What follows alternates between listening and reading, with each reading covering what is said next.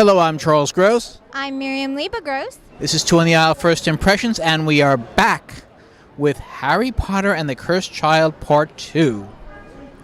So, I think this part was better than the first part. It was certainly better paced.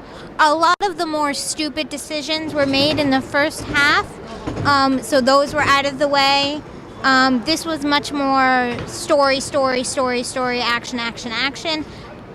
There was definitely some slow scenes. It's definitely a very wordy play when it doesn't always need to be, but overall more enjoyable throughout than the first act. Well, I think Part 2 brings us back to the Harry Potter that we all know and love. There was a certain action, the characters that we remember from the original Potter stories are acting more the way we expect them to, and although I still don't think the story quite lives up to the original series, it is certainly a lot more satisfying. Yeah, there's definitely some very large plot holes in the second act that if you know the books, then you'll understand. If you don't, you might notice a few of them, but you'll probably be fine. And if you don't know the books, why are you here in the first place? That's a very good question, Daddy.